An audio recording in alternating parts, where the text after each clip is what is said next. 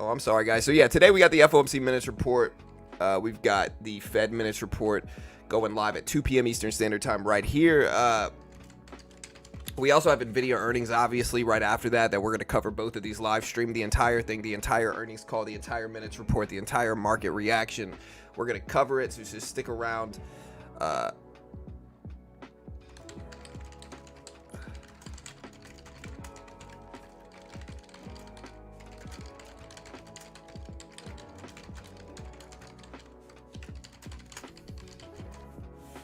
right, hit the subscribe button if you haven't already here. Let me go ahead and put this up. And Nvidia earnings go live. I think Nvidia is expecting 555 EPS. Yeah, there we go. We're back. Sorry, I forgot to unmute my mic. Views are better though, so yeah, this morning we had some weird fluctuations in view count. Well, we got another cup of coffee. I'm gonna be drinking cups of coffee all day this morning. It's really technically the evening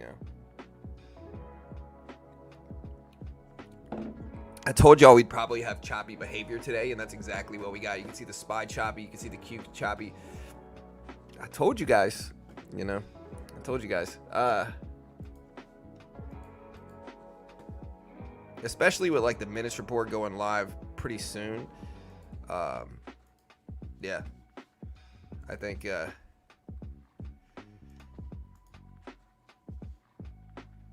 it'll be a pretty big report. Let me do a poll. Y'all like my new FOMC Minutes thumbnail? Looks pretty good, right? Do a poll.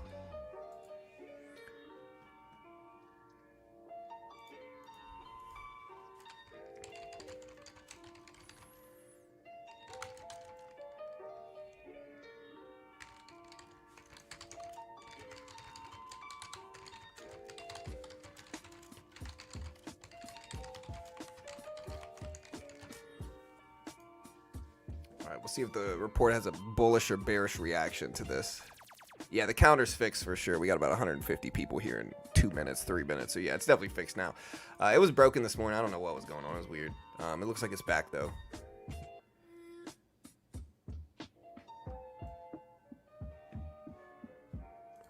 So far, we got 62% bullish, 39% bearish.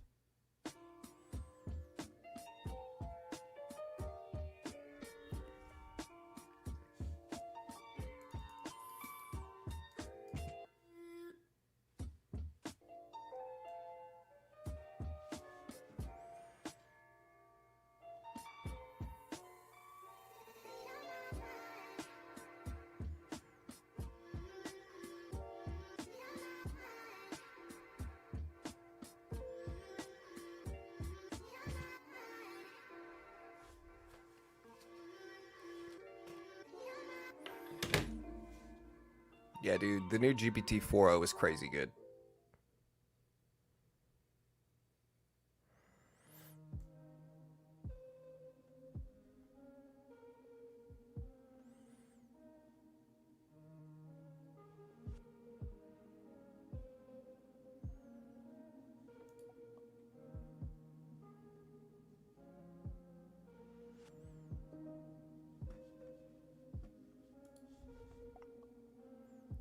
Totally bull for this Nvidia earnings call. Maybe $400 in 5 minutes or 400 euros. How long before we start? So the FOMC Minutes report goes live at 2 p.m. Eastern Standard Time. Just to give you a little breakdown in economics. All right, so every 6 weeks the Fed meets. If you don't understand what this report is, every 6 weeks the Fed meets to determine what they want to do. The Fed's job, the Federal Reserve, Jerome Powell's the chairman, the head of it. What their job is to keep the economy and the markets balanced, right? The economy, I should say, balanced. Balance between what? Between too much and too little spending, too many and too little jobs, so forth and so on. And the way they keep it balanced is through controlling interest rates. If there's too little spending, like 2020 in the pandemic, like 2008 in the mortgage crisis, like every major market crash and recession in history, there's been too little spending, too little people working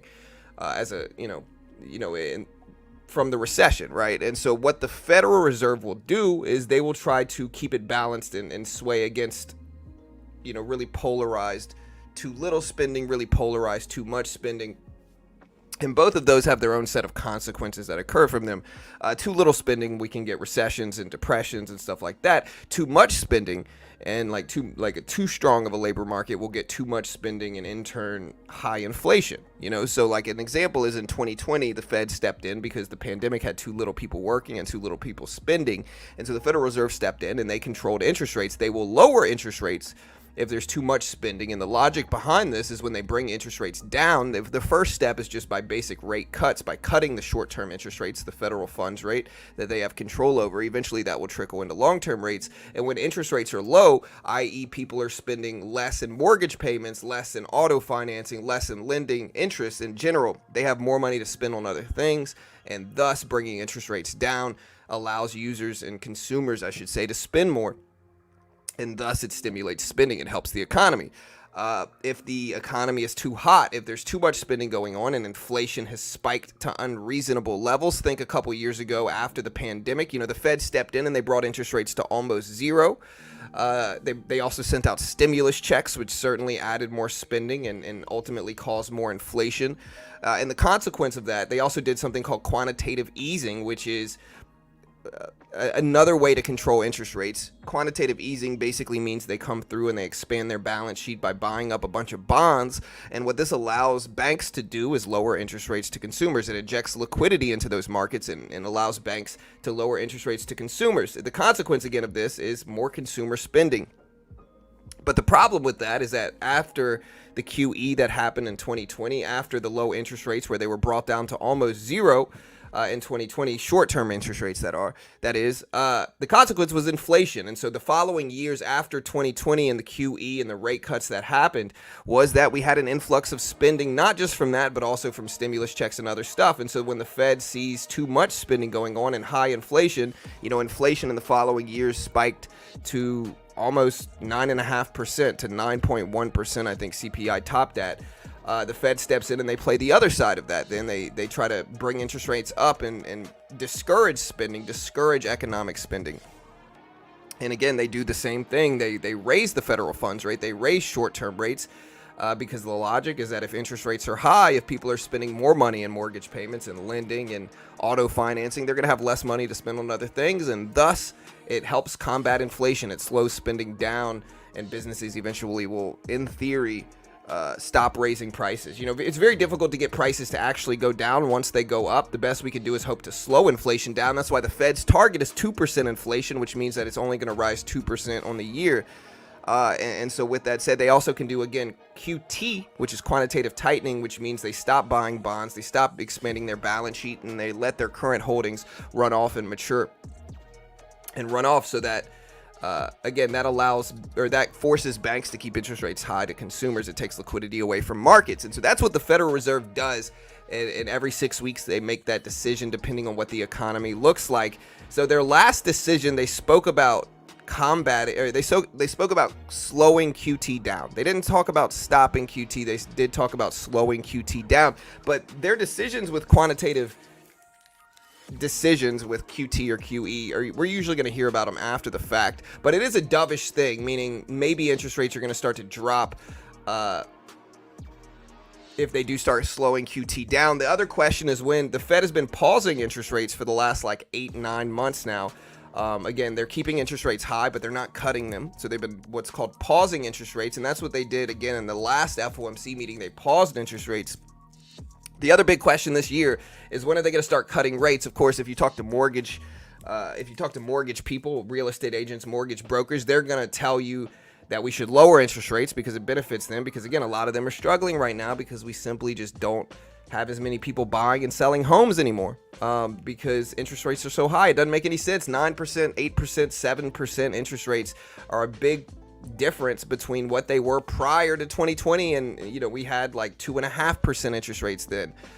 So it's that's kind of economics in the Federal Reserve. And so, yeah, it'll be interesting to see what happens. Today, what we have is the FOMC Minutes report, which is a detailed breakdown on why the Fed chose to make the decision that they did, which is, again, was a pause decision. We did pause in the last FOMC meeting. And so they're going to give a little bit of foresight into what we might potentially do for the next Fed meeting today. We do have Nvidia earnings afterwards. And so it's a big day for markets. The market, as we said this morning in our live stream, is probably going to be choppy today. And I think a really good trade strategy in these moments, short the top of the range. You have this rectangular range that you can see pretty obviously here. The easy way to do it is short the top, cover at the bottom, short the top, cover at the bottom. Very easy strategy, not after these big economic reports, but on the days we have big economic reports in which markets are running, or in which markets can have a heavy amount of volatility, almost always preceding those reports, the same day we get choppy rectangular action. And so what's the edge there, in my opinion? Trade the chop, short the top, cover the bottom. It works really, really well if you can wait for these big economic release days like today. And again, exactly what we're getting is chop today. So yeah, let me catch back up on chat.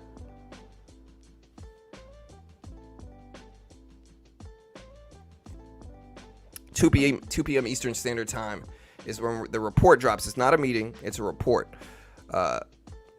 Yeah, inflation's still out of control. And again, the problem with cutting rates too soon, people say, oh, well, look, inflation, why not just cut rates early and help the economy? The problem with doing so is that once inflation starts to spiral and kind of domino effect, it gets really bad really, really quickly. And prices have gone up so much in the last 4 years, it just doesn't make any sense to. Prices have gone up so much that we need to be especially careful to not make any brash decisions regarding interest rates. We should not cut them anytime soon, in my opinion. We need to keep them high, control inflation, get inflation down to the twos, where they're steady at the twos, in my opinion. 2% is kind of unreasonable, I think.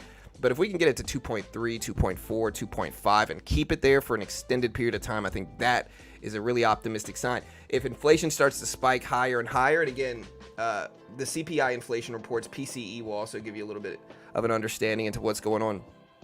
I believe the last one was 3.5%, 3.4, 3.6. Let me see.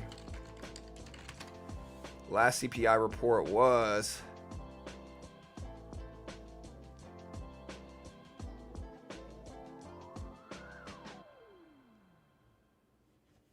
3.4%, roughly, is what it showed up as. 3.4%. It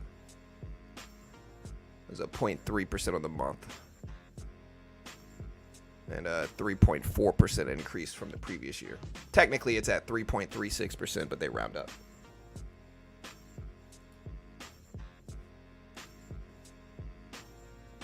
Thirty-year conventional mortgage at like 3.25%. Yeah, they actually dropped. I think it was yesterday. The 30-year rate, I think it came in at like 7.07% last time.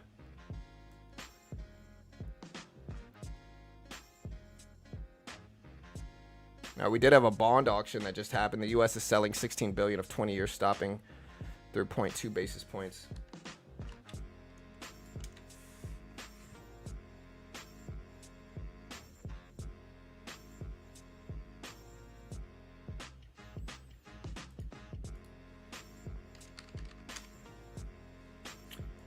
Any thoughts on conventional stocks like Lululemon? Yeah, I mean, I think Lululemon's a fashion company. It's not really my forte in investing. I've told people this for years. It's just a vulnerable investment long term. Fashions change, trends change, clothing changes, styles change. Very rarely do companies keep up with those style changes outside of like Nike and some of the other really, really big brands. Lululemon, for me, is just too young of a company to really bet on long-term success for them, and so they've made a lot of money short-term, but trends change, and yeah, again, they have dropped massive percentages, about 40% from 500s down to 290s over the last 6 months. And again, I'm not trying to say I told you so. I had one guy that was always really stubborn, and anytime Lululemon would move up, he'd make fun of me, but I told you, they're vulnerable. I'm not saying it's not even going to succeed long term. I just don't trust it enough to add it to my long term portfolio. I think it's risky. I think it could be a buy here, to be honest, but I just don't like it enough to hold long term. So hope that makes sense. Target. Oof, we bought Target this morning. Hey, you love to freaking see it. We bought Target. Our average price is 142s. Target has had a beautiful day. I'm going to take a little bit off here. All right, we just took half our Target position off. We bought it at 140s. It's at almost 146 now, so we'll see if that holds.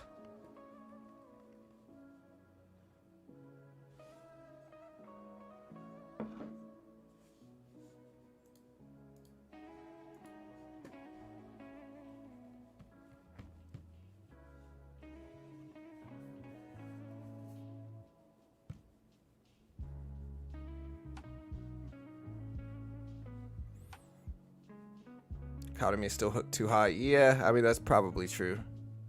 Did something happen already? Not really. I mean, market's kind of flat sideways. I'm assuming it's going to be like that for the next 40-something minutes, at least until the FOMC Minutes report comes out. And again, we're going to break it down using AI, tell you guys everything that's going on with the Fed Minutes report, what the changes are, and potential mindset that they have, and all this good stuff. So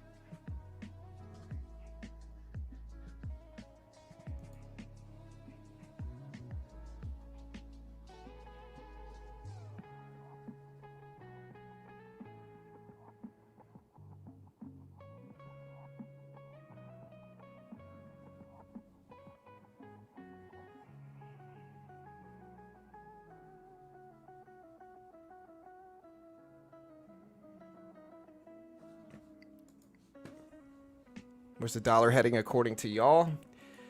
I mean, nobody freaking knows, man. Trying to predict what the Dixie is going to do is incredibly difficult.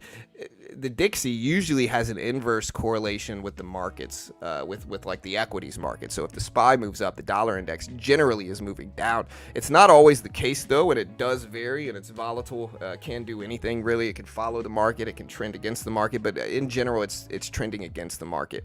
And so what we might see is that if the markets are really dovish, if the market, I don't even know what the market wants for this Fed report. If the market likes what it sees in this Fed report, then the dollar index is probably going to drop. If the market doesn't like what it sees in this Fed report, the market will probably move up. If Nvidia earnings is the bigger catalyst today, for sure, and Nvidia earnings is going to drop, in a couple hours. So Nvidia earnings is the biggest catalyst today, for sure. And yeah, we'll see what happens. But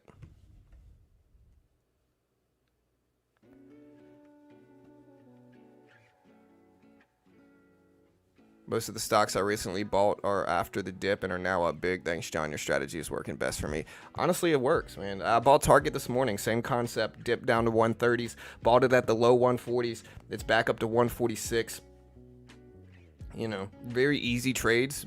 I've done this a lot with a lot of different stocks. I've done this with Apple, Airbnb, AMD. I'm green on AMD. I did it with Boeing. I'm green on Boeing. I did it with Alibaba. I'm green on Alibaba. I did it with CVS. I'm green on CVS. I did it with almost every stock in my portfolio. I'm mostly green. Google, I did it with Google.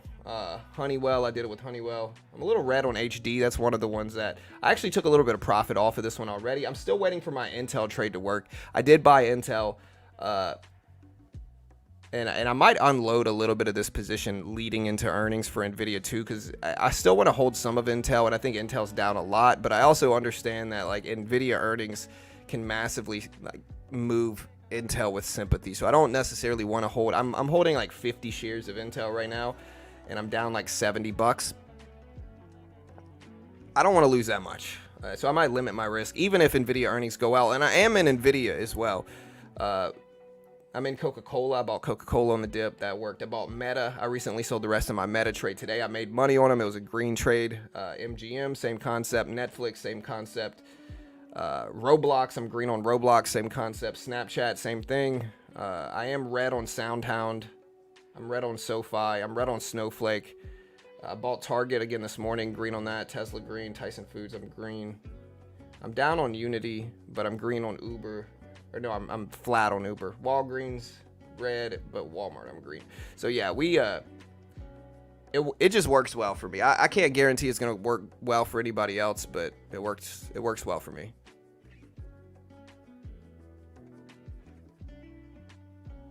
Do you think it's possible ETH will drop at the beginning? I don't know, man. ETH is still volatile and up a lot with crypto after the potential ETH approval, ETH ETF approval. I don't know. Yeah, I don't know.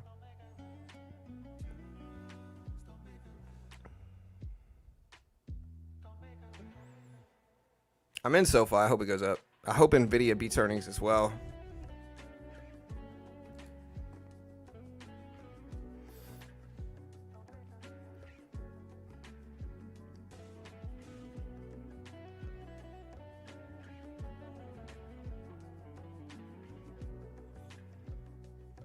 You know, Ronaldo.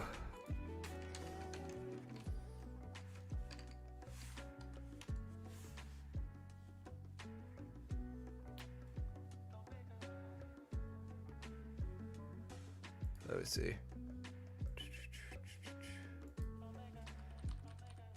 Cristiano Ronaldo.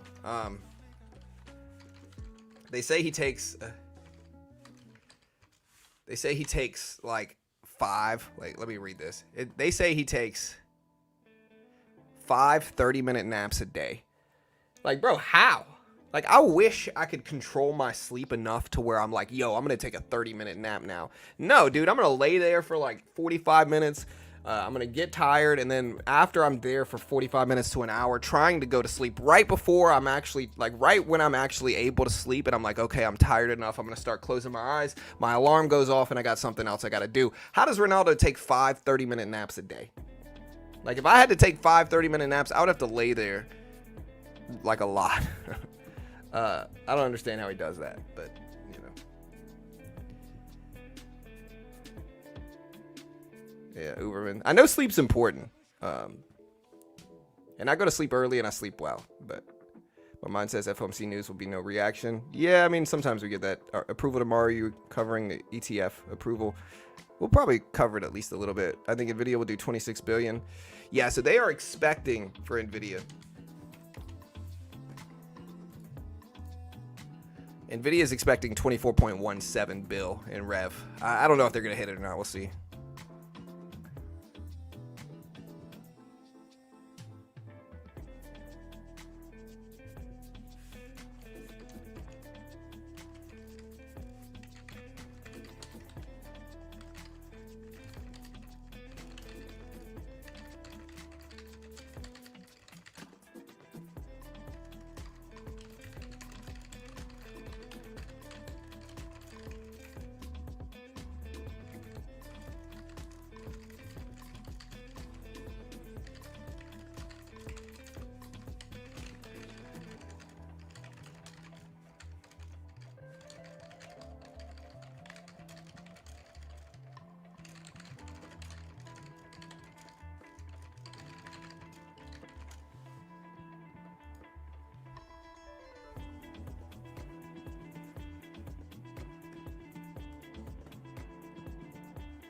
He's just getting old. That happens normally. Bro, listen, I'm getting old too. I'm in my mid-30s. I love naps. I'm a napper, you know? If you ask me if I want to go to a club or I want to take a nap for an hour, I'm going to take the nap, you know? But I can't force myself to go to sleep like that. You know, like, I wish I could take a nap in the middle of the day, but I just can't. I'll usually lay there for like an hour, trying to sleep with my eyes closed even sometimes, but I'm just kind of sitting there like, all right, am I going to fall asleep? Am I going to fall asleep? And then right when I'm getting sleepy, my alarm will go off and I'll have to go do something for work or something, pick the kids up or whatever it is, right? So yeah, I just can't control my sleep that well. I have a little bit of, I sleep really well and I can fall asleep fairly easily at night, but I can't force myself to sleep. The rule of thumb is like, if I know I have to sleep, I can't sleep, you know, too much stress and pressure on that.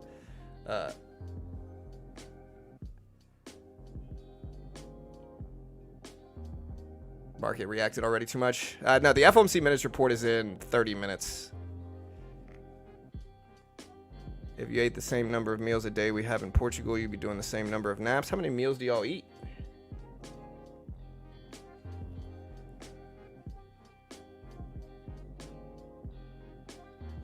Where's GameStop at? I haven't even looked at it. GameStop's been pretty quiet.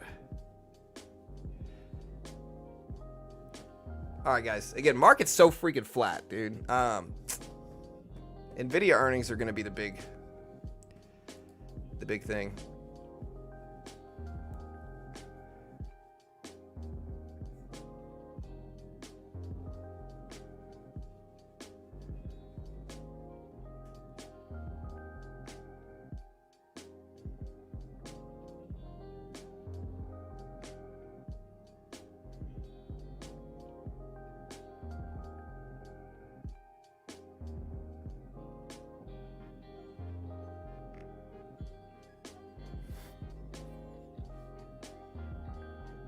So we're coming back down a little bit.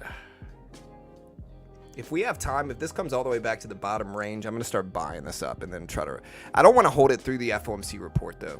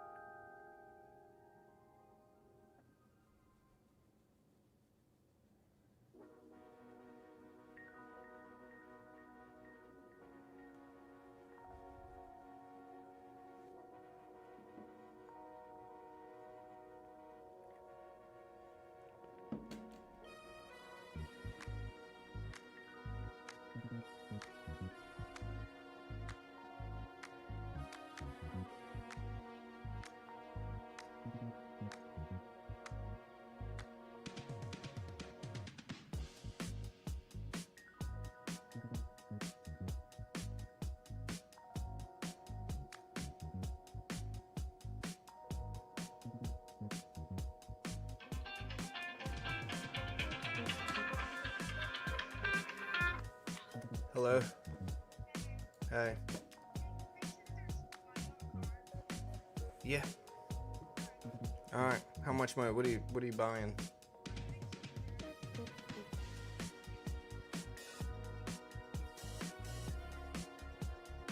All right. What do you need? Suits? Oh, okay. You know, get a nice tie. You know, go with it. All right. All right. I love you. All right, love you. All right. My daughter asking for money.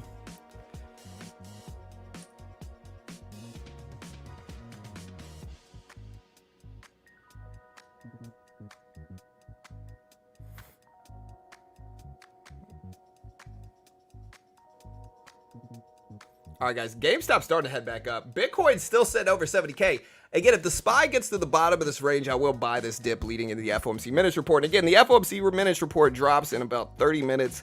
It's a detailed explanation. It's a 12-page document. I'm going to use AI to interpret it, digest it, all that good stuff to get a full breakdown on what it means, what's in the report, what they think the outlook is for the next report, and what their decision potentially might be for the next report. So be ready, guys.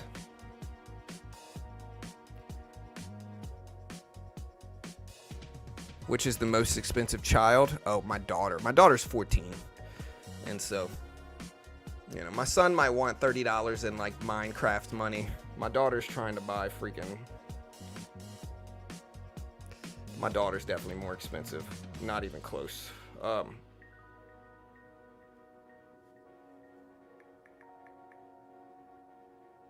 Yeah, it's not even anywhere close.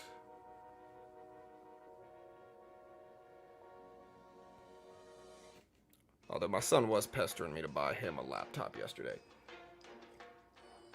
I told my son, I was like, look, dude, my son's already got like a big iPad. I was like, bro, I'll buy you a laptop, but you got to give me you got to give me 5 use case arguments in how you're going to use that laptop over the summer. My son told me one. He said, if I want to look something up on Google. I said, bro, you got an iPad, you got a phone. Give me an argument. I want him to have a laptop if he's genuinely going to use it. I was a nerdy computer kid. And so if he can give me a real argument on how he's going to use it, I'll buy him, a cheapish laptop. And he couldn't give me any of them, We got my daughter a laptop years ago. We got her like a new MacBook Pro. MacBooks obviously are super expensive. She never used that thing. She used that thing maybe twice in like 5 years. It's still sitting around. So yeah, nah.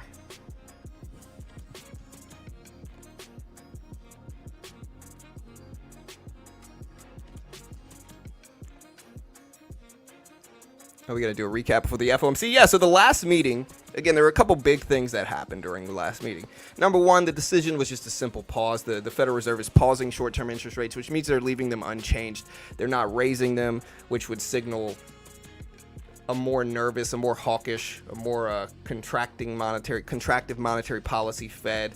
If they're going to raise rates, that's what it means. They're not ending QT is the other thing they announced, but they're slowing it down, which is a dovish thing that might bring interest rates down a little bit. A more optimistic thing for low interest rates. And so that's an option as well, is, the Fed might be bringing QT to an end. And again, but what I heard from the last FOMC meeting personally was that the Federal Reserve, much more hawkish, much less likely to cut rates earlier than expected. I'm going to buy this here. We're going to trade the SPY here and just buy this, I think. Day trade it. We're at the bottom of the range. I'm going to take 100 shares of the SPY here. Maybe 150 shares. But yeah, what I heard from the Fed is that the Fed was just much less likely. The Fed's much less likely to cover rates.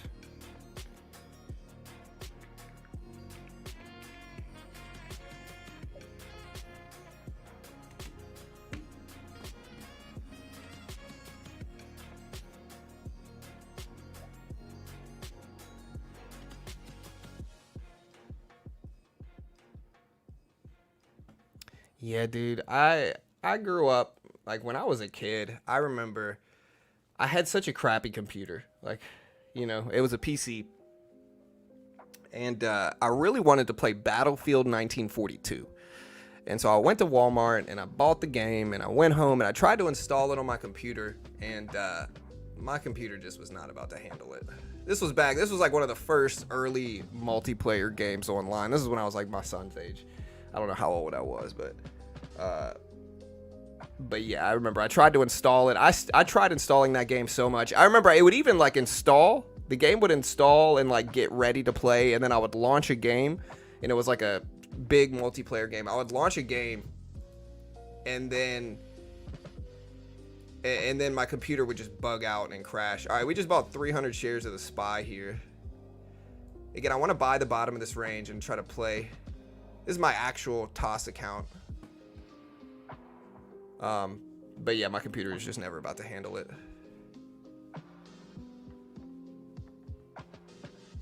Was it 43 or 42? I think it was 42. Yeah, the original one was 1942. I never played 43.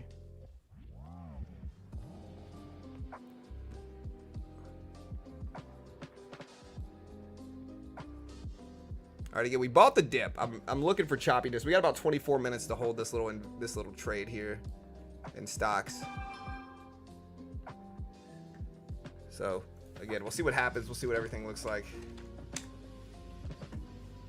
I don't mind losing a little bit here and just playing around with this.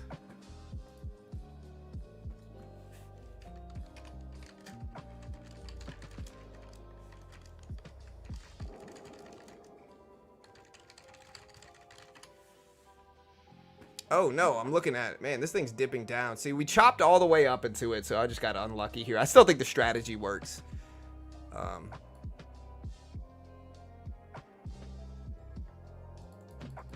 Yeah, I'm gonna have to cut this. Man, dude, I don't know if I got really unlucky or what happened here, but let me see what happened. There's some type of bad news that came out. Okay, so yeah, dude, I just got really unlucky. So right when I entered this trade, Goldman Sachs CEO Solomon says 0 rate cuts this year by the Fed. Government spending and AI investments dampen the impact of higher rates on the U.S. economy. Basically, what he means by that, yeah, this just happened.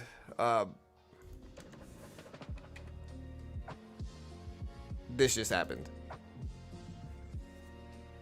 Super unlucky.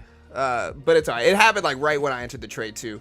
But yeah, basically Goldman Sachs CEO Solomon says 0 rate cuts this year by the Fed. Government spending and AI investments dampen the impact of higher rates on the U.S. economy. Basically what he said was that we're not going to, like, inflation might not be under control as much as we think it is because AI and government spending influenced the economy in a positive way and still caused an influx of spending despite the high rates. So basically what he's saying is that we'll probably keep rates high by the Fed for a longer period than necessary to make sure inflation's really under control. That definitely caused a negative reaction in markets. And just to clarify, guys, anybody that's going to try to critique my trade, I'm up thousands of dollars in this account with this loss included. And so it's actually a pretty small loss. I was green prior to this trade on the day. And I just got unlucky. We had a catalyst that come out that was pretty bearish. We'll see what the Fed minutes report says. Yeah, I mean, this news came out at 12:31. We must have entered that trade at like 12:33 before the major reaction. The market started getting passed around. Like, this news started to get passed around at 12:30 even. So 9 minutes ago. So yeah, just unlucky.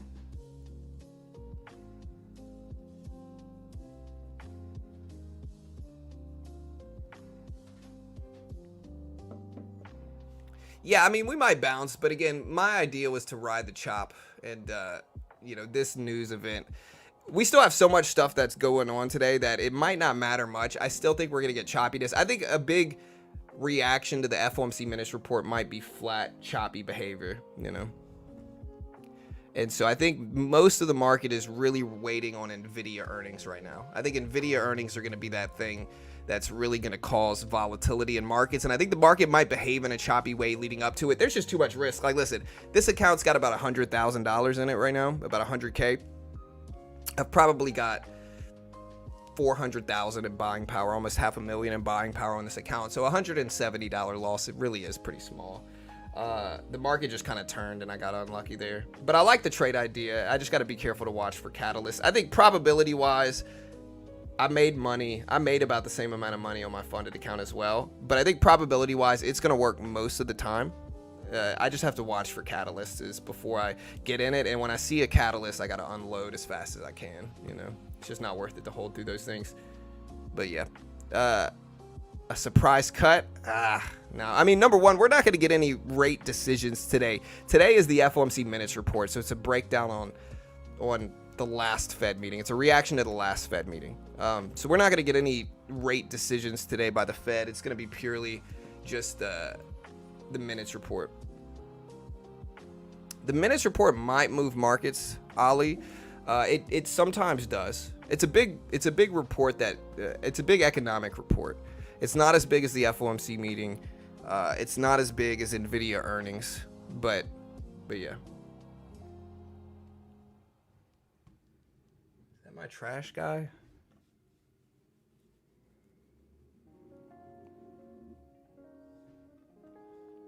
Gold is on the line as well. Well, gold will move. Gold was dumping this morning, if I remember correctly. Yeah, so gold dumped a lot early this morning. At the same though, gold's had a really good year. Like, if you pull up a daily chart,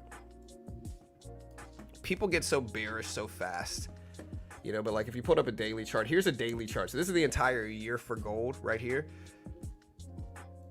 This is what everybody's panicking about in gold. And so we'll see. Gold's still up to, it broke highs, lifetime highs. not too long ago. And so we'll see what happens. But I'm a big believer in gold. I'm in gold right now as well.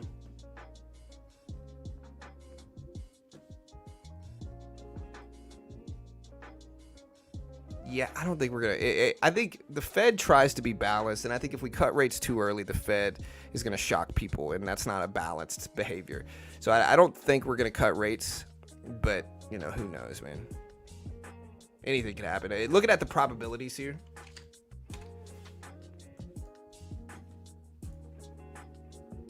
96.2% of people expecting a pause, 3.8% expecting a cut in the June meeting. This will be the June meeting. The next decision is going to be in June.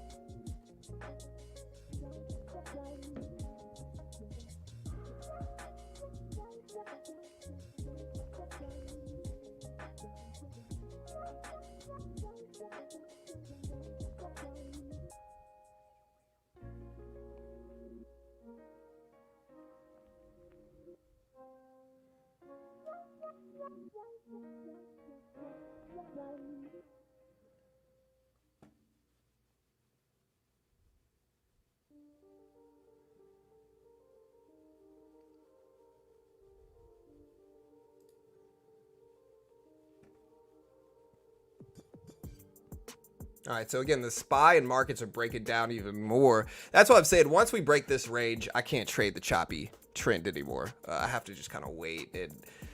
It depends on what Nvidia, or if the FOMC Minutes report comes out and the market's not really super volatile from that, I might pivot back to trading that choppy range.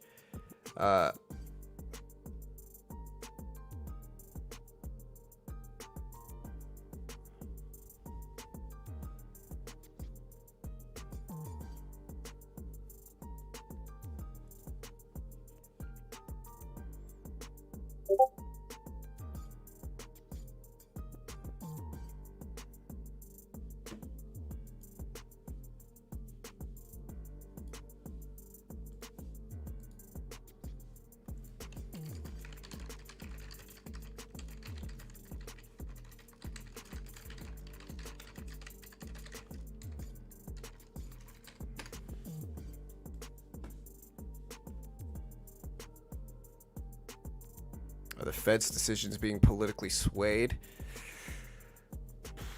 So, politics-wise, the Federal Reserve is going to be getting pressure to cut rates earlier because it's an election year, right? So the Federal Reserve is probably getting pressure to cut rates earlier than expected, but I don't think they sounded like that's what they're going to do in the last meeting.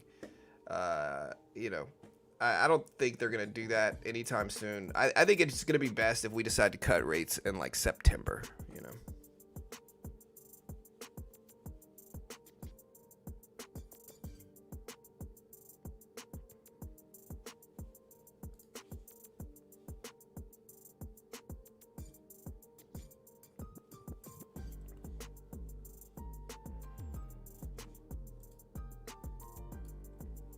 I just think it's too early to cut rates. I think CPI is low-ish. It's not super low, but it's low-ish. I think we need to keep interest rates as high as we can, though. It's not low enough for me to feel comfortable with rate cuts. I think we need to just keep interest rates high. I don't really care about the real estate market, and honestly, I'm about to buy a house in cash anyway, and so a rental property in cash anyway, and so I don't mind. I don't mind the Fed keeping rates high, but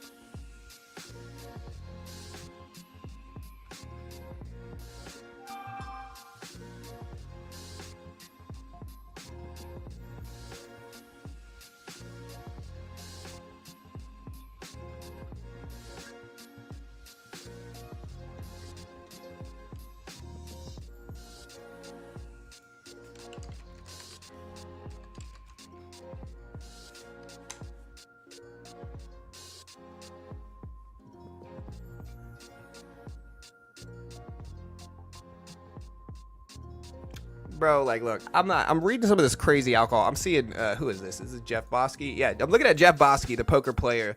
He's showing a receipt from EDC Las Vegas. And the total charge was $277,519. And so they automatically charged a 20% tip there, making the total out to $323,000. Again, over $250,000. I'm trying to see what he spent this on. Ace of Spades 3-liter. I don't understand.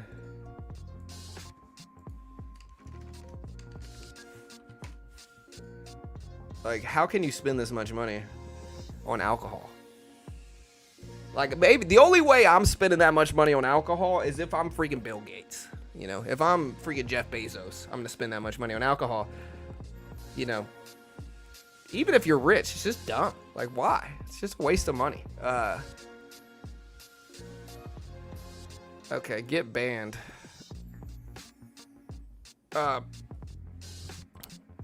Sit in the corner and think about what you've done, sir. Are we bullish? I don't really know. All right, guys. Hey, we got about 10 minutes left. A little bit over 10 minutes. Dovish. No, they're not going to tell us whether they're going to cut or hire. This is a detailed report on why they chose to make the decision they did, which was a pause in the last rate decision. You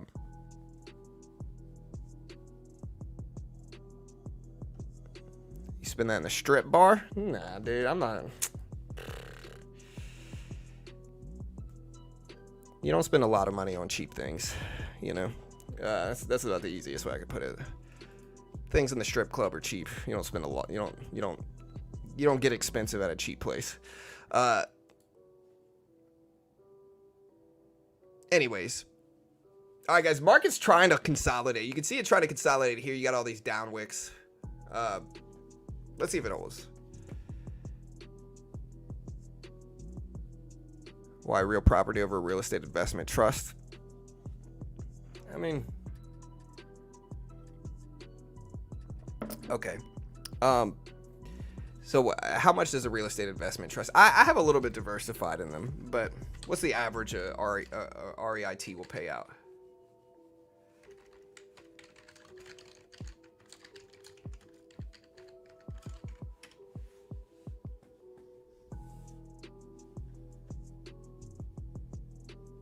So 4% average dividend payout.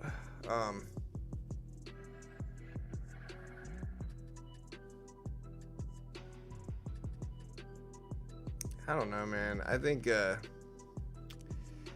because I'm looking for cash flow as well as appreciation, and I know real estate investment trusts will give you a similar thing with less headache, but I don't know. There's just something about owning real property over in real estate investment trusts, you know.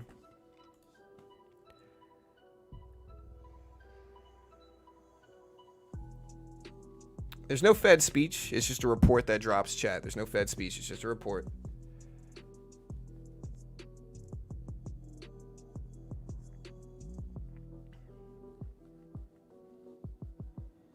Yeah, I hear a lot of people talking about BNED. It's just a penny stock pump and dump, though. It's never going to hold, you know.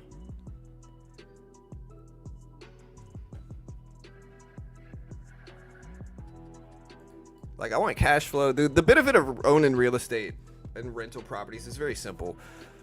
You know, you invest in the S&P 500, right? You're going to get about 5 to 10% a year on average, and that's it. You know, you're getting about 5 to 10% a year. You buy a rental property. You know, let's say let's say a house appreciates at about 5% a year, right? Say you buy a $250,000 rental property. It's gonna appreciate. Let me do this math better. All right, so say you buy a $250,000 rental property, and say it appreciates on average about 5% a year, right? So in 10 years, that property, that $250,000 home is gonna be worth 1, 2, 3, 4, 5, 6, 7, 8, 9, 10, about $400,000, a little bit over $400K. So your $250K is gonna be worth about 40% more, right, in 10 years. That's the first benefit of it. You're making about, you know, You're making pretty good returns in about 4 years, in about 10 years. The other benefit of that is that you're also going to be earning cash flow from that property. So if you use the 1% rule, 250,000 times 1% is what you should shoot for in monthly rent. You're going to make about $2,500 a month. Now, let's say you keep 50% of that. $1,250 a month in profit times 12. So yearly, you're earning $15K in the same 10-year period. You're going to make about 150 grand from that property. So if you add that to the other 150, or if you add that to the other 150,000, you're making on top of that, you're going to earn about 300K. You're going to earn over 10% a year from that real estate investment, And so I think it's going to produce more with less risk than the S&P 500 over time. Is why. It's certainly going to be more work, but I think the argument for it is there. Anyways, chat, we got about 7 minutes left. 7 minutes. We'll see what happens. Are you dovish or hawkish on this report? Do you think the Fed is more likely to want lower or higher interest rates? Is what dovish or hawkish means. Dovish means they want lower rates and they're going to start potentially cutting rates, less restrictive monetary policy. Hawkish means they want to keep interest rates high because inflation is a risk. I think the Fed still fears inflation. The last CPI report wasn't as bad as it could have been. I think next month, don't we have PCE data, or next week? Yeah, so next Friday we have PCE data on May 31st. It'll be an interesting look too.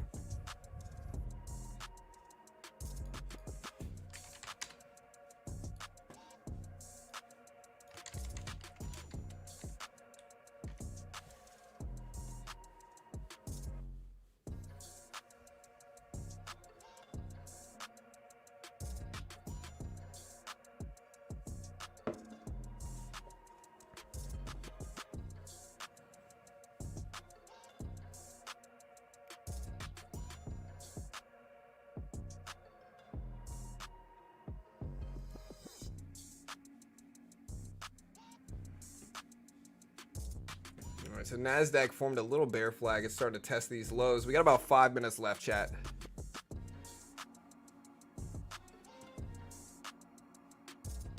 Nvidia earnings are going to be crazy interesting. We'll see.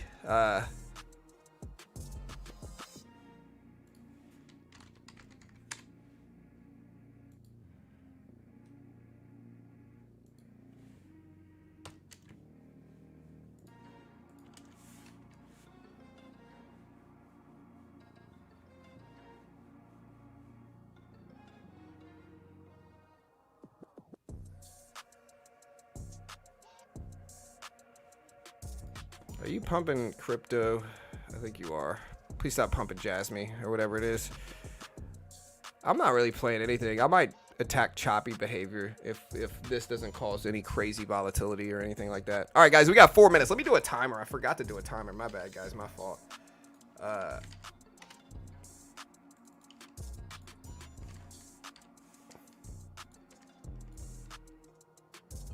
try to be exact.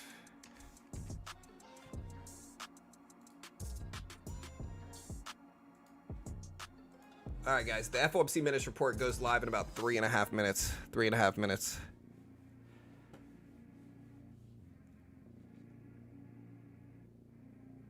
I'm looking to break 140,000 today, chat. We should break 140K.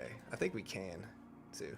Also, guys, if you haven't already, check out one of my sponsors. Apex is a funded account program in futures. If you want to be able to day trade with no PDT rule, you don't have to put up a ton of money. You could potentially make thousands of dollars without putting up a ton of money. Try an Apex funded account program. They give you a demo in futures, and in the futures market, you can day trade the SPY and Q price action. No PDT rule.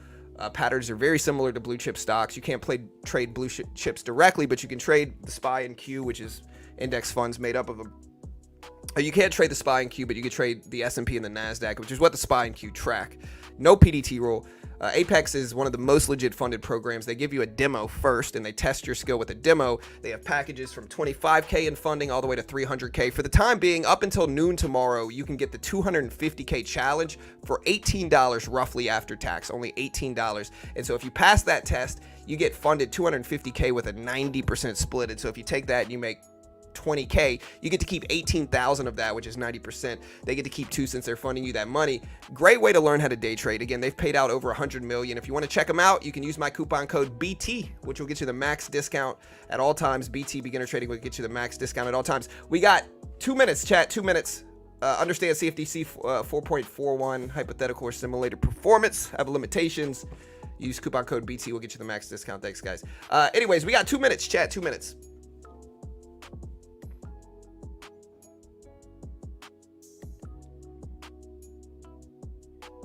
$20,000 is a lot of money. Okay, well, if you don't have to put up 20K, it's $18. You know, if you lose, you're out $18. It's the best of both worlds. It's limited risk. If you lose, you're out $18. If you pass it, you get over 200K in funding with a 90% split. As long as you can follow their rules and conditions. They're a sponsor, though. I'm biased. They pay me money, so I'm biased because they pay me money. If they paid you money, you'd be biased too. All right, guys, we got the FOMC Minutes report going live. I'm going to get the FOMC page up. So the FOMC Minutes report is going to show up right here. So it's going to show up right here. You can see the minutes report for March came out right here. The next one is going to show up right here, and we're going to use AI to interpret it, chat. We're going to use AI to interpret it. Be ready.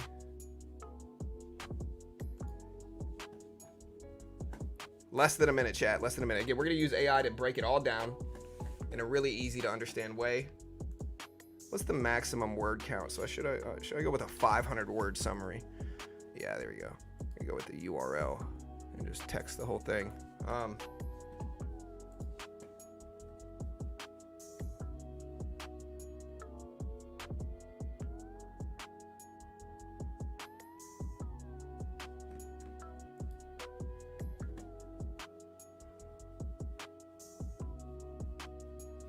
Well, I don't know. I think we need to keep rates high. All right, guys, get ready. We got 10 seconds, 20 seconds. I'm going to put it in sub-only mode as well, chat. But here we go. Here's the report. All right, 10 seconds, 5 seconds. Hit the live button next to the play button. Make sure you're fully caught up on stream. Again, I'm going to use AI to interpret this report.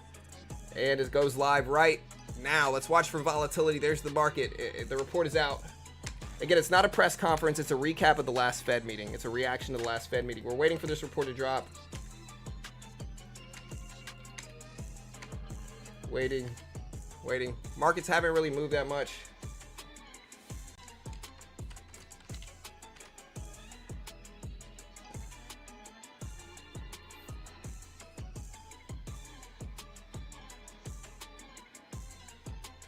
Still waiting.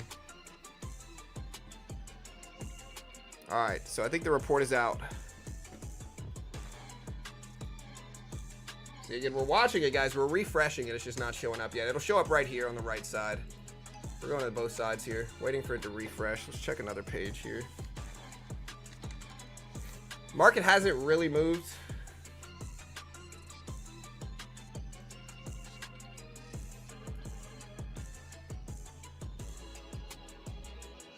All right, here it is. All right, guys. So again, we're going to break this report down, give you a full understanding of what's going on, chat. It's going to be a 500-word summary, so we're going to break it down for you right here. All right, market hasn't really moved. Give me a second. We're letting AI summarize this here for us, so give me a second.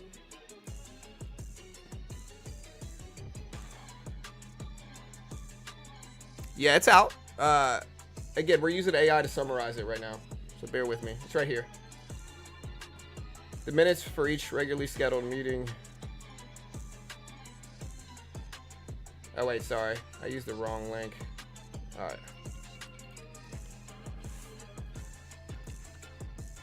All right, so again, we're going to give you a 300 word summary here. I'll start reading the regular one now. The market's starting to react negatively here, though.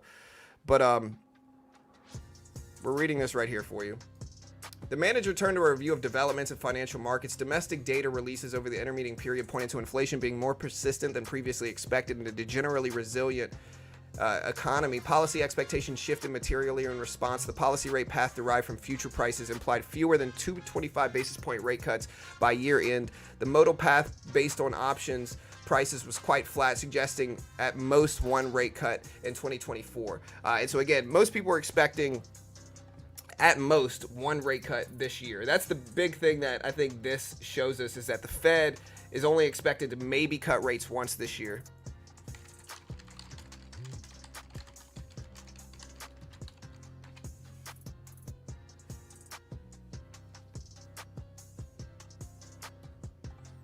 Again, we're going to keep reading this report. The policy rate path derived from future prices implied fewer than 225 basis points cuts. So the FOMC decided to keep the federal funds rate unchanged. We're using ChatGPT at 5.25 to 5.5 for the sixth consecutive meeting. This decision reflects the committee's view that it is not yet appropriate to lower the rate until inflation shows a sustained movement towards the 2% target. The committee noted that economic activity has continued to expand at a solid pace with strong. I'm going to put this up in chat. With strong job gains and low unemployment, despite some easing over the past year, inflation remains elevated. The FOMC judged that the risk to achieving its employment and inflation goals have become more balanced. However, progress towards the 2% inflation objective has stalled in recent months, keeping the committees vigilant in inflation risks. Again, we're putting this up in chat right now. We're breaking this AI breakdown down in chat. The FOMC continues to reduce its holding of U.S. Treasury securities, basically quantitative tightening. They're slowing it down, agency debt and agency mortgage-backed securities. However, it announced a slowdown in the reduction of U.S. Treasuries starting in June. So in June, they're going to start slowing QT down, which is an optimistic thing for, interest rates. Although I do think we need to keep interest rates as high as we can still because of the inflation risks. So I kind of disagree with it, but it's all right. And again, I'm putting this up on screen.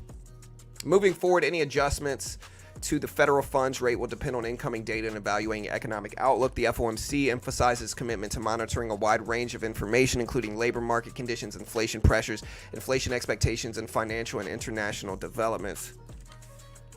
Here, there's the link for that. We're putting this all up in chat. Overall, the FOMC remains cautious and data dependent with a strong focus on achieving its inflation and employment objectives while navigating uncertain economic environment. For more detailed, so that is basically the FOMC Minutes report in the chat. We gave you guys a summary of it for sure. The market didn't really like this report. They have been reacting negatively to it. They're going down some here for sure. Again, I might buy this up some. Let me... We're already down a little bit. I'm not going to buy 200. I'm going to take some smaller size here and take 150 shares, and we'll just kind of play with it.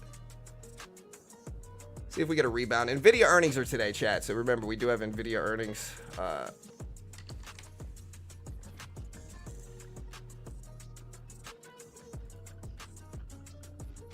right, so we just made about $30 scalping. We took a third of the position off just to protect the trade and stocks. So we made back a big chunk of what we were losing earlier.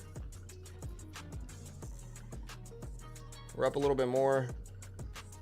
I think I'm going to let the market continue bouncing. Again, I'm betting that we're still going to get choppy behavior leading into Nvidia earnings. That's my guess. I really have no idea exactly what we're going to get, but I do believe that we're going to get choppy behavior leading into Nvidia earnings, which is in about 2 hours. In 2 hours, Nvidia has their earnings report.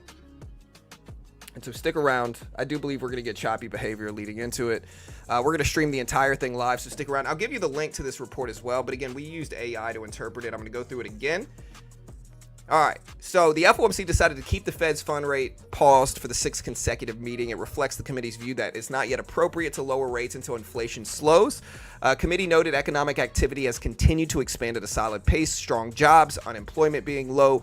Despite some easing over the past year, though, inflation is still pretty high. All right, that's the first thing. The committee noted that economic activity has continued to expand at a solid pace with strong job gains and low unemployment. Again, inflation is elevated. The FOMC judges that the risk to achieving its employment and inflation goals have become more balanced. However, progress towards 2% has stalled in the recent months.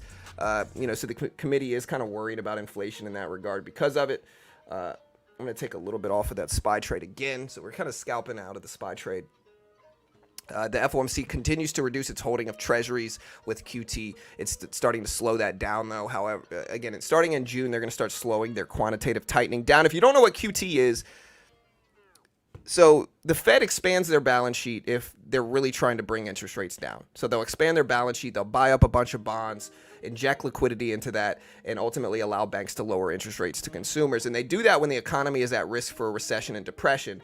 If the economy is too strong to a certain point, what the Federal Reserve will do is something called quantitative tightening. It's the opposite of QE, which is, again, QE's goal is to bring interest rates down in a more desperate measure than just basic rate cuts. QT, again, is the opposite of that, in which quantitative tightening basically means it's not usually direct QT. It's called passive QT. It basically means they're stopping they're not expanding their balance sheet anymore. They're basically pausing their expansion of their balance sheet, and they're going to allow their current treasury holdings to mature and run off. This will force banks to keep interest rates high, and that will ultimately contribute to less spending. If interest rates are high, people are going to be spending less money on interest rates because on mortgages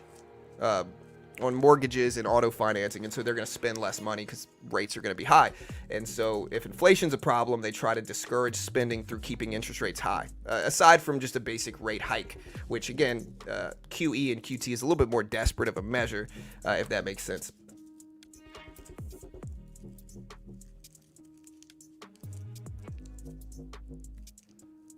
And again, stick around, chat. We are going to be covering the full Nvidia earnings after this, chat.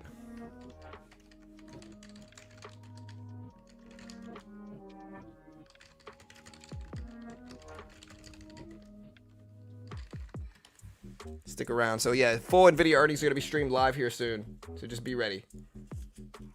Again, the SPY is now at 529s. So we did dip a little bit. Again, we're going to hold on to our little trade here. Gold buy or sell. What's gold doing right now? Let me see. Gold at 2,400 right now, roughly 2,400. A little bit underneath it, but it's kind of moving with the broad markets, I would say.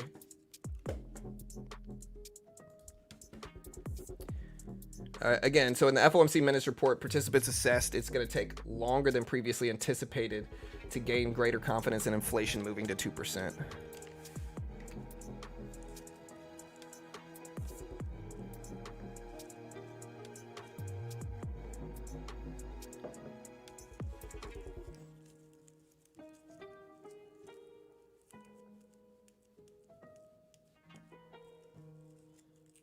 Expectations for gold, bro. Tell us. I don't know what gold's going to do, brother. Gold's a little bit more volatile than the S&P or the NASDAQ, specifically because, I mean, gold is really solid long-term.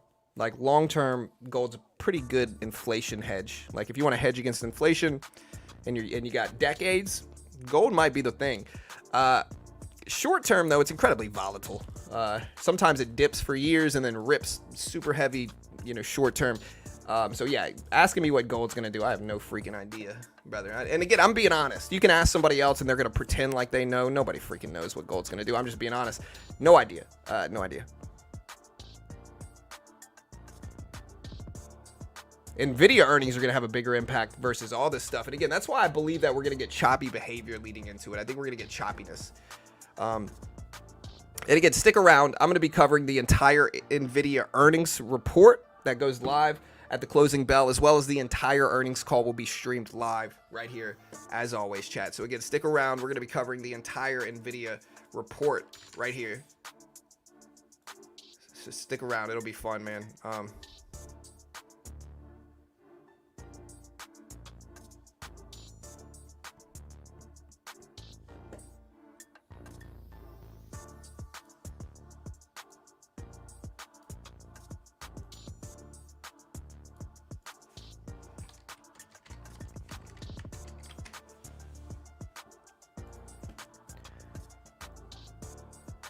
Yeah. So again, our little trade here has been helping us a little bit. Market's bouncing back some. Again, I think I'm just going to let the SPY bounce up a little bit. The market should be certainly more volatile leading into the earnings report today. Okay, gotcha.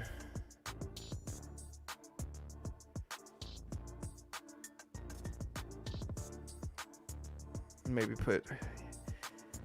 Yeah, I guess I could do that pawn. That might not be a bad idea. I think I'm just going to ban anybody that does it, though,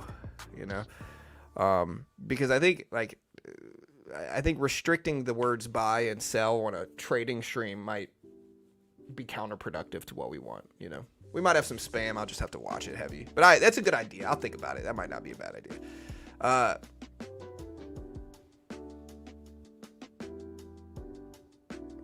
Somebody's saying 18% of the U.S. are millionaires right now. Does that seem correct? Yes, it does seem correct. All right, it's not that hard to become a millionaire nowadays, guys. Millionaire doesn't mean as much as it did 15 years ago. 15 years ago, you say you're a millionaire, you're going to be like, wow, damn, a millionaire. Right now, it's pretty easy to develop $1 million in assets. I mean, it's not super easy, but it's not as hard as it once was. Like, it's just not. Inflation has gone up. Prices have gone up. That it's very standard right now for people to have salaries over 100,000. You know, 100,000 is not the buying power it used to be. Anyway, you got everybody saying, "Oh, I got a 100K salary." It doesn't mean much anymore. You know, a lot of them are still living paycheck to paycheck. No, it's not a bad idea, Pawn.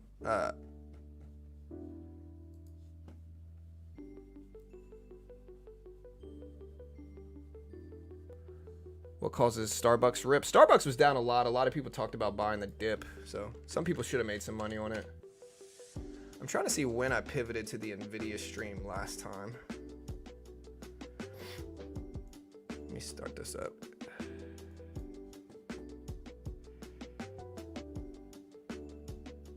Bro, I got that freaking $1 Million Baby song from TikTok stuck in my head, dude.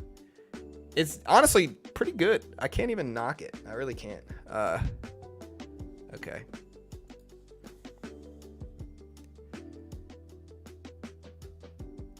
$3 million now instead of $1 mil. Yeah. Crypto already made a lot of millionaires for sure. Any new trends you see in John Get Rich? I mean, I think right now is the freaking gold rush on AI. I think if you're not trying to build some type of AI system right now, business idea, you're missing out on the biggest gold rush in technology that there's ever been. I think AI is one of the most powerful technologies. It is crazy good, freaking crazy good.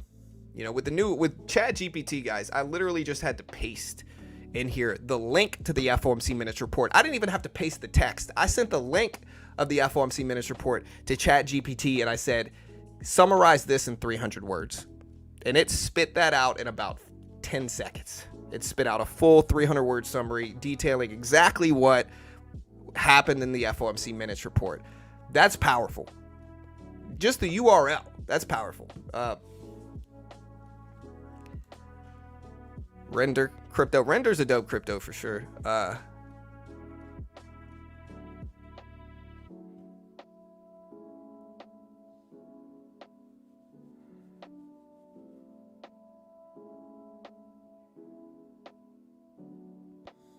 Yeah, because again, like my ego gets big when I'm not going to talk about how much I make, but I do very well. You know, what 10 years ago would be considered really freaking well.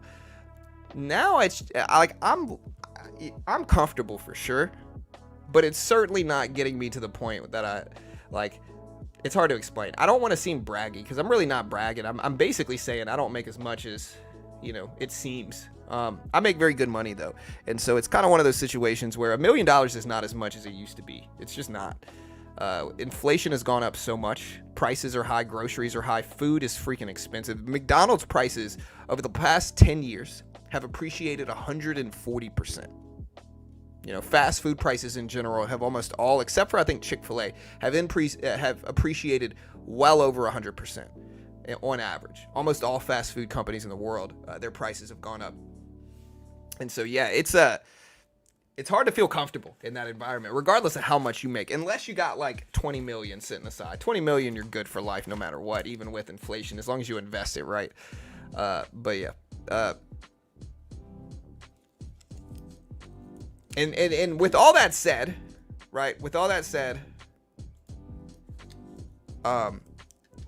it's one of the reasons the Federal Reserve should not cut rates. The Fed better not cut rates, because cutting rates is going to bring interest rates down. It's going to cause a bigger influx of spending, which is going to cause inflation to spike. We should not bring interest rates down. We should not cut rates anytime soon. I don't even think we should necessarily slow QT down right now. I think we should do whatever we can to keep interest rates high to discourage spending enough to control inflation, because very rarely do prices actually drop. If we look at the actual prices in the CPI graph of the last few years, right? Like, look, here's a 12-month CPI graph over the past few years. All right, if we look at this, one thing is very clear here. What's very clear? I've talked about it a lot, but one thing is increasingly clear. What's clear here is that very rarely do prices ever actually go down, like literally go down. That happened here between 2008 and 2009 during the mortgage disaster, right? So outside of just huge depressions and market crashes, they dropped a little bit right here. 2 times in the last 20 years have prices actually gone back down? And so you hear people say, like, one thing that I'll say a lot here is I'll say, yo, the economy's thriving right now. It really is. Spending is high. The stock market is going up. The economy has been thriving. The job market has been thriving, right? But I think I can say that, and that's objectively true. The labor market is thriving. The reality behind it, though, is that prices have gone up so much, people have to work a lot right now. You can't sit at home and actually afford anything anymore. And prices have gone up so much to where the big goal right now should be getting it under control. We cannot deal with more inflation, which means that we need to push spending down more. We need to keep interest rates high. I'm sorry, real estate agents. I'm a real estate agent. Top 3 worst real estate agents in the world right now. But I'm a real estate agent. I don't care about that. I just want interest rates to stay high because inflation can get really, really bad really, really quickly. And if we don't get it under control, prices can spike like this. You know, you can see what happened when the Fed stepped in and they did QE here after the pandemic, and understandably so. They saved the economy for the most part during the pandemic, but the consequence of that is inflation and prices spiking up 9% in a year. Ridiculous. So yeah, we got to do everything we can to keep prices under control, and I think it's stickier than people realize. It's not as easy to deal with inflation once it happens. The Minutes report is already out, brother.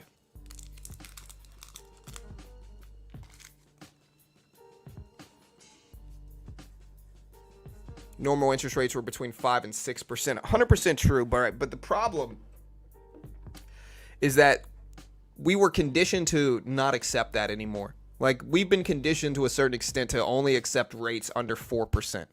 You know, I think under 5%.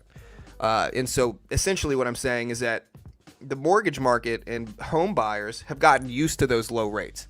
And so if we're over 4 or 5%, a lot of people aren't going to be buying houses, especially in the age of technology and commercial declines, because commercial real estate is a struggle. It's been failing. People don't need commercial businesses. They don't need to buy warehouses. They can do it all from home with technology now. And so those markets have been struggling as well.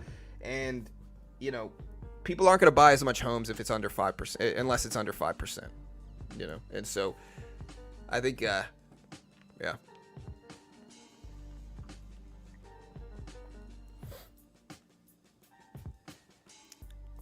No, I agree, Sean. He said it's all BS, Bitcoin standard now. 100%, brother. Listen, you hear people all the time, and you get people that genuinely distrust the government.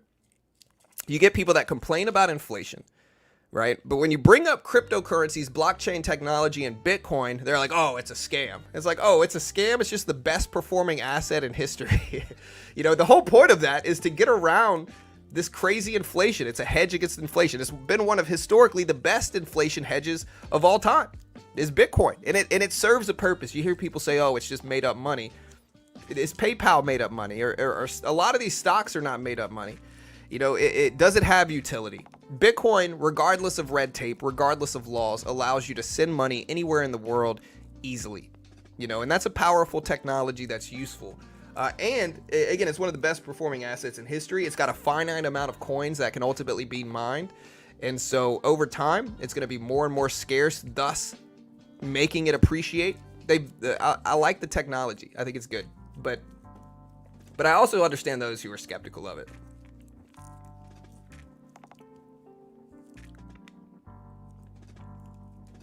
All right, we're going to add up to a little bit of this here.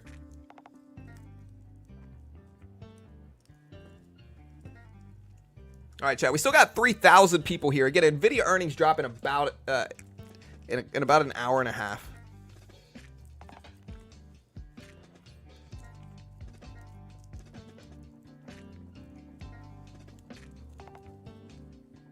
4 p.m. Eastern Standard Time. After 4 p.m. is when they drop.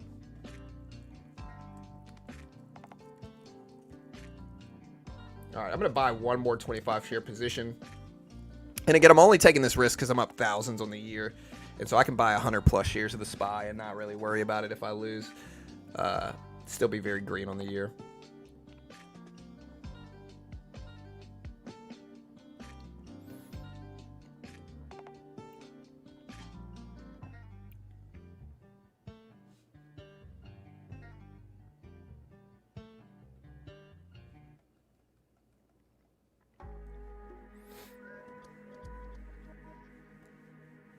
Why is the market reacting so negatively? I think that it means, I think the market reacts positively to dovish comments by the Fed, right? So I think the market reacts positively to dovish comments, but I also think that it's kind of counterproductive to what the public really wants. And so I think dovish comments makes people react positively. But I think there's also just a lot of risk. So everybody's just got to be careful.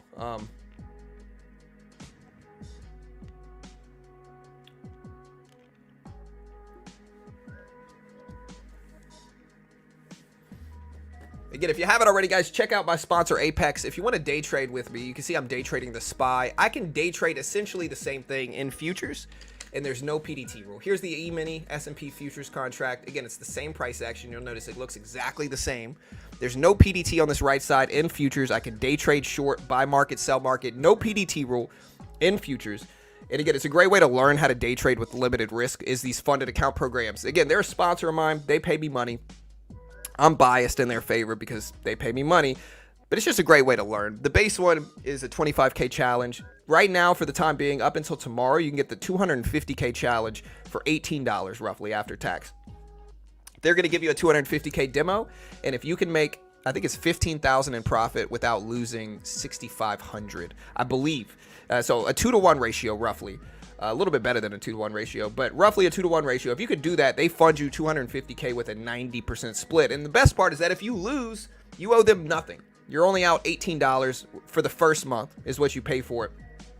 A great way to learn, limited risk, but if you pass it, you get 250K in funding. And they paid out over $100 million to their traders. I think they're getting close to 200 million is what they've paid out to their traders. Again, they're one of the most legit ones in the world. Again, they're a sponsor of mine, though. I'm biased because they pay me money. And again, understand you want to confirm all this stuff with them. I'm biased in their favor. Top 3 worst traders of all time ever. Understand CFTC 4.41, hypothetical or simulated performance have limitations and can vary from actual money and all that good stuff. So just understand that. There's the link for my sponsor. I appreciate it, guys. All right, we took a little bit off of the SPY trade. We took a third of the position off now.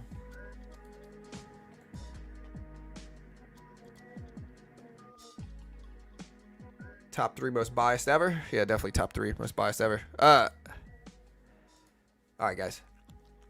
Nvidia earnings soon here, chat. Let me schedule this Nvidia earnings stream. I don't think I've scheduled it yet.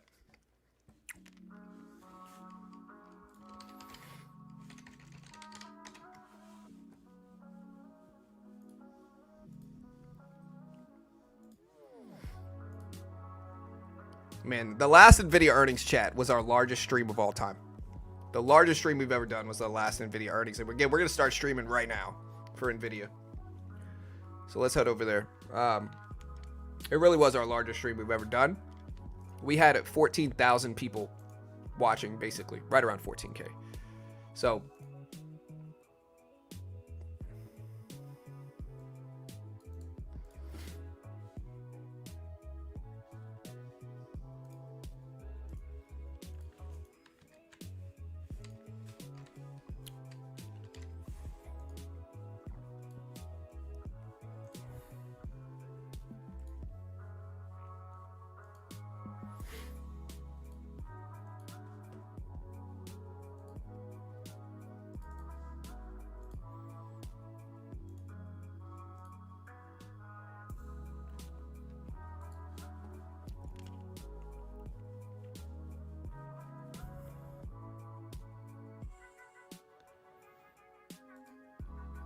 okay, get out of here, bro. If you really are begging for money on the channel, like, I'm sorry, but get out of here, dude. Like, those scams from overseas are too heavy, you know?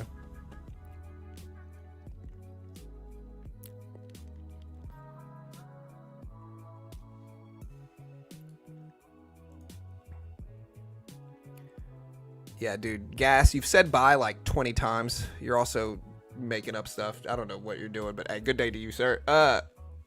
72% win rate. Nice, Mike. Are you the one that was trading my dip buying strategy?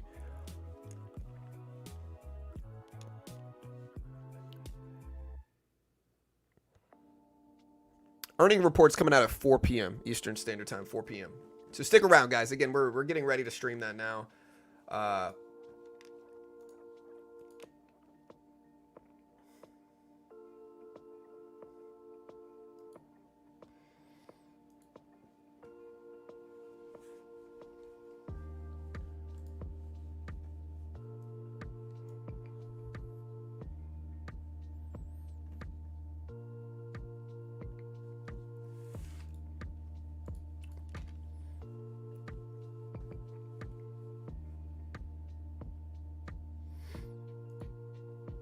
Oof, Nvidia earnings, man. I'm excited, dude. Honestly, this is one of the biggest catalysts that we've ever had on the channel.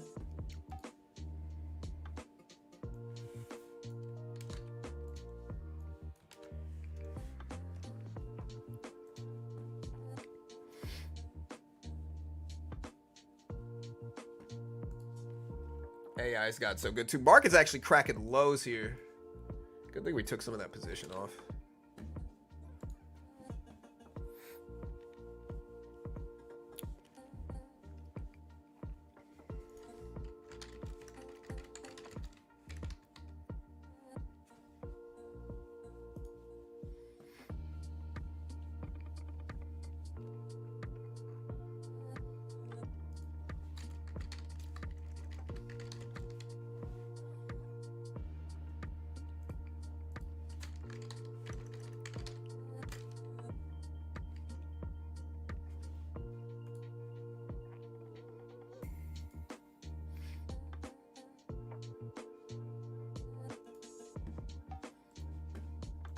All right, guys, get ready. Again, get ready. Stick around, chat. Why did the market suddenly dump? Probably the FOMC Minutes report. Is GameStop running? Starbucks did spike too. It's running a little bit. It's still red on the day.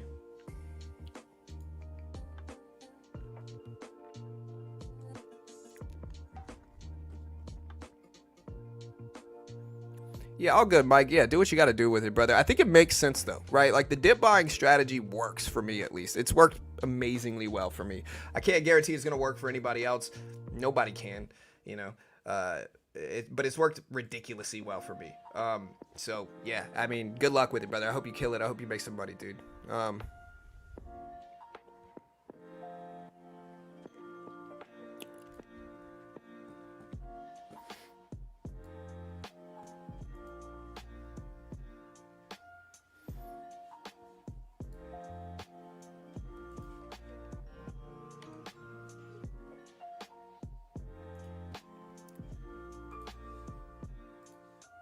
All right, we're going to get ready to redirect everybody to our Nvidia live stream, chat. Again, as soon as we close this stream down, it should immediately bring you to our Nvidia stream. And so you won't have to go anywhere. As soon as we close this stream, again, it should immediately pivot over to Nvidia earnings, chat. So stick around. Again, if it doesn't, for whatever reason, bring you to the Nvidia stream, chat. If it doesn't, for whatever reason, bring you there, let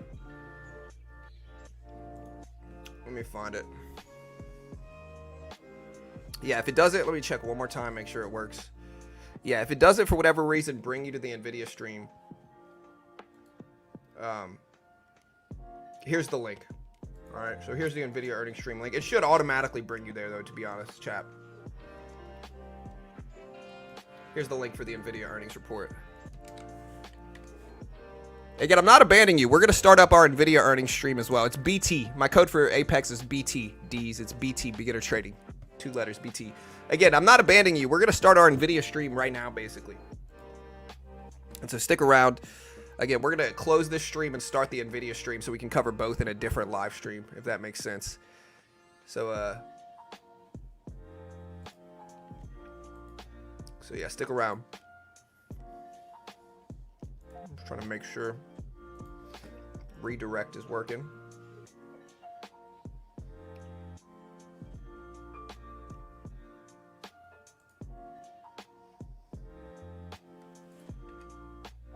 Market's still trying to consolidate.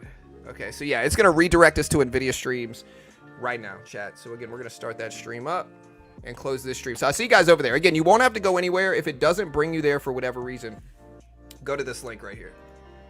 Again, here's the link just in case it doesn't bring you there, but it should. I know sometimes it misses some people.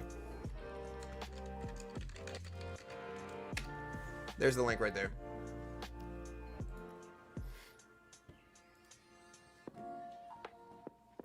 All right, guys. Again, I'm going to close this stream. It should bring you over there. We'll see you guys over at the Nvidia stream in about 5 seconds.